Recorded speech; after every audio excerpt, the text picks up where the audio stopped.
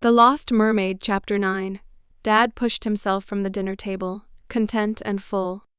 He surveyed the room, his smile twisting into a frown. "Leroy, your sideburns are too long," he said. Leroy smiled and said, "The girls are crazy about my chops, Dad." It's all the rage. His facial hair truly did look stylish and debonair. "You look like a rebel," Dad said. Mom interjected, "Frank, it's not a beard. No son of mine is going out in public looking like a hooligan. If you want to live in my house, you need to abide by my rules." "Come here." Leroy pushed himself away from the table, following Dad into the living room. All of a sudden, a loud thud sounded. Looking into the living room, I saw Leroy pinned to the floor. "No, Dad, no!" Leroy sputtered, struggling. Dad grabbed a pocket knife from his pants as Leroy's legs thrashed. Holding it like that, Dad looked like he was branding one of his calves with a cattle iron. Holding Leroy down, he shaved off one of Leroy's sideburns, but didn't bother with the other. Leroy glared daggers as Dad released him, as they both sat up. Holding his gaze, Dad stood up and walked out of the room. He knew Leroy would even it up. Still glowering, Leroy left the house, slamming the door. I turned back to the dishes. My family acts like cavemen. Why is my dad so controlling? Leroy is 17 after all. Can't he decide how he wears his hair? Frowning, I finished cleaning up dinner. Sliding a canteen of salt water and a towel in my bag, I slipped out the door and hurried to the pond, happy to get out of there. As I walked, I worried about how I would get Emerald home since the creek was blocked by redwood logs. It was a big job to clear the stream and get things back to normal, and I wasn't sure if I could do anything about it. Upon arriving at the pond, I put on the tiara. Its magical webbing extended from the crown of my head to the tips of my toes. Jumping in, I swam through a maze of debris and fallen logs, looking for Emerald. After searching, I finally discovered her sanctuary. At the base of our diving rock, there was a cave she appeared to have transformed into her dwelling place. Pond fronds undulated gracefully, resembling curtains draped across the entrance. Her sleeping area was a nest woven from limbs and seaweed. The walls were adorned with azure agates, emanating a soft radiance illuminating the room. "Emerald?" I called. "Okay, ya Julie." She appeared through the fronds, smiling at me. "How are thee?" "I'm doing well. It's great to see you again. Have you made this place your home?" "It's absolutely beautiful." It is. I am well, but soon I must away. I need to drink the brine of the sea to renew myself." I nodded, handing her a canteen of salt water. She drank gratefully, eyes and skin brightening once more. "I've been thinking of how to get you home," I said. "The redwood trees blocking the stream will not be moved for a long time. We need to find another way to get you to the ocean. I could push you in a wheelbarrow along the roads. But that would be ridiculous, not to mention it's too far." "What's a wheelbarrow?" Emerald asked. "It's a wheeled cart, but it's too small." "It's a dumb idea. It would be too hard to hide you in it. But maybe we can see if there's a hole in the logs that we can get through?" "'Tis not a wise idea. If the logs were to shift, they could crush us beneath their weight." "There is some water in the creek," I said. "Let's check it out." We swam to the outlet. Logs lay on each other like massive concrete bricks. There were some smaller branches and wires in the way. We yanked and pulled, but nothing moved. But there was one small hole of crisscrossed branches. We set to work trying to open up the way. It seemed like forever, but after several scratches, eventually, we carved out a small tunnel. Returning to inspect our work, we noticed an increase in the water passage outflow. Emerald looked at me. "Can thee get through?" I was smaller than Emerald. "I think so." I contorted my body and squeezed through the opening, aided slightly by the water, but halted halfway since the space was too tight. As I wriggled back out, I noticed the disappointment on Emerald's face. Unless we make this hole bigger and let out a lot more water, it's pointless, I said. There's not enough water in the creek to swim to the river. How can we make it larger? I don't know, maybe if we had dynamite.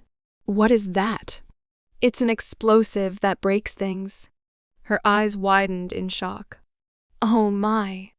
Yeah, but I don't know how I would get dynamite. 'Tis a perilous endeavor, methinks.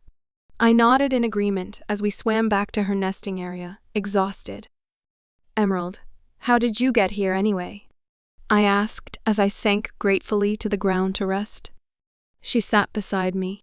After my marriage, my husband Cohen and I came upriver to choose our burial cave, a custom among my people. Yet when we traveled back to the Great Siwa, the river became an angry sea. The water turned into a torrent, and I could not see for the sand and silt. The raging river tore us apart and I was trapped here. For 7 days, I could hear my husband singing for me in our ancient tongue, but I hear him no longer. I must get back to the Great Siwa. She pursed her lips, tapping her fingers on the stone where she'd rested her hand. The food here is not quite right. It shall cause sickness if I am here too long. 'Tis enough for now, but soon I must away. I met her eyes. We'll find a way to get you home. My heart swells with gratitude for thee. Of course, I said, tilting my head. As we swam deeper into the pond, I worried about how I could return her to her world. So much to ponder. Leaning back, I began to drift, keeping myself afloat with the occasional flick of the tail. Emerald knew her place in the world, but I was adrift. I longed to fit in with my brothers, but even more than being loved by my family, I wanted to fall in love with a real man. I yearned for the gaze of a young man with striking blonde hair and sky-blue eyes. Where is thy heart? Emerald asked as she gestured, tapping her heart. I turned to face her, closing my eyes briefly as I saw the concerned look on her face.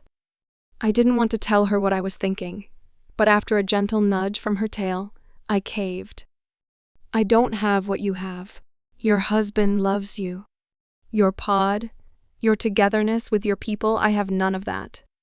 My words don't matter. I don't matter.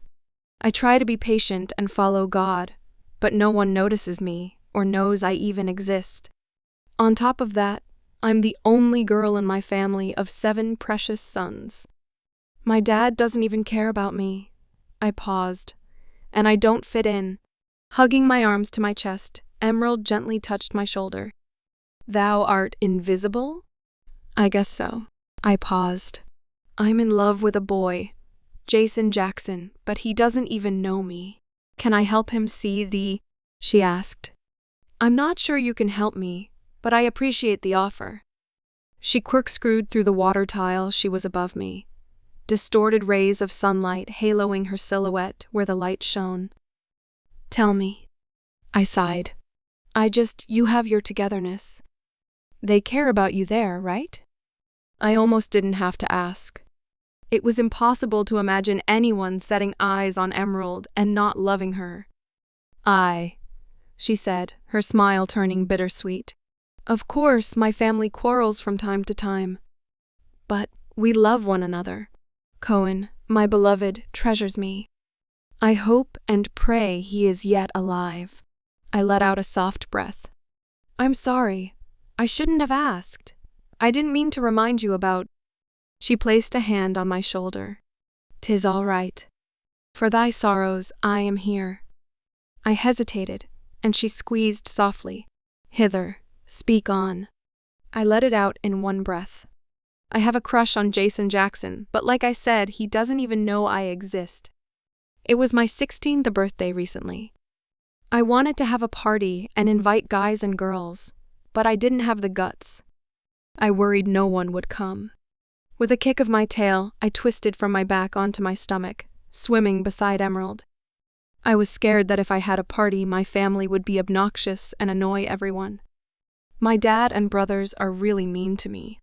I cook and clean for them, but they only see me as their maid, and nothing more. No one notices me at school either, least of all the boys.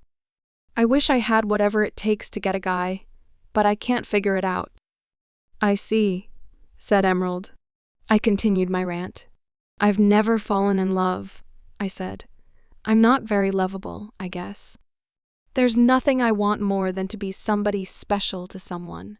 I slowed as we approached the edge of the pond, pulling up to drift in place. Prom is coming, but I don't think I'll be asked to the dance. I glared at a sharp rock pointing up out of the pond floor. Emerald's face twisted as she caught up with me. Will prom bring thee love? I shrugged. Maybe if a boy asks me. Does thou dress in finery? Oh, yes. Splendid, she laughed. If only I was 10 pounds skinnier, I could get Jason's attention. Emerald looked perplexed. Why does that matter? I'll show you. I climbed out of the pond, pulling off my tiara as my scales fell away. Emerald patiently waited as I pulled a 17 magazine out of my book bag, which I took with me everywhere. Showing her the pictures, I said, "Look at this girl. She's a fashion model named Twiggy. She's skinny as a stick and wears the right clothes. Everyone wants to look like her." Emerald frowned. Does this lass enchant Jason? No, but she's a fashion model. She's absolutely gorgeous. Emerald looked deeply into the pages as I turned them. She said, "Must one look like walking dead men's bones? Her raiment barely covers her body. She will not fascinate a valiant warrior." I kinda agree. I mean, I want to be modest. I respect myself and my body. But stores only sell miniskirts, which are really in style. I sew my own clothes and try to look my best, but I wonder if I wore trendier clothes if it would make a difference.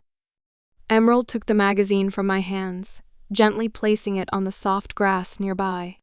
With a graceful motion, she pointed upwards, drawing my attention to the stunning sky that was slowly turning shades of pink and gold.